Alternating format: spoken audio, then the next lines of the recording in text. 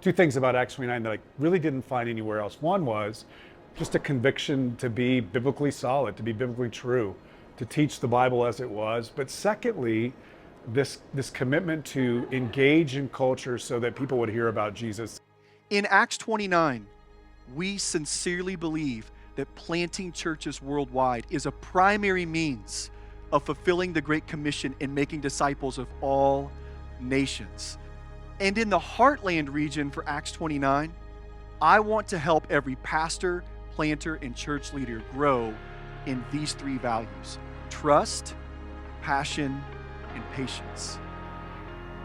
In 2 Timothy chapter 2, Paul was passionate about Timothy being a faithful disciple of Jesus who makes faithful disciples of Jesus.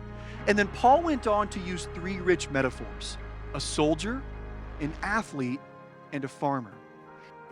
This value of trust comes from the metaphor of the soldier, because soldiers are completing a mission together, but it takes a lot of trust between them to fill that mission. We've got to fight against maybe some of the temptation to do our own thing. We're going to have to build trust and work together to do that in a way that honors the Lord. Secondly, you have the athlete who must compete according to the rules. So they're training and they're practicing and preparing, which means they've got to be really passionate about what they're doing. And really the passion that culminates in church planting doesn't originate with church planting. It's a passion for Jesus. It's a love for Jesus, and that the fame of Jesus will be made known through church planting. So we want to see leaders come together around passion. The farmer patiently tends to the crop and waits for the work of nature to do what it does. Just we as church leaders and planters wait for the Holy Spirit to do His work. I think there's such great value in getting together as leaders. First and foremost, there's just a relational component to who we are, who God has made us to be, and what it means to be together in a fellowship of just commonality around being in gospel ministry. It reminds us that we're not alone. It reminds us that God's doing something in our local congregations, but He's also doing something much bigger than that. We really can't do the work of church planting alone. It's very tempting to do that.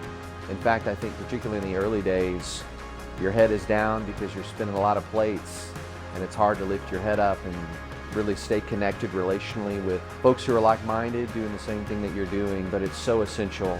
It's necessary in order for us to endure.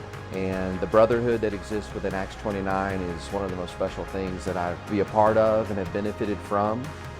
So this spring, on the last day of February and the first day of March, we're going to come together in Wichita for the Acts 29 Heartland Spring Regional Summit. I would love for you to join us and to see how we are planning to make disciples of all nations by planting churches worldwide.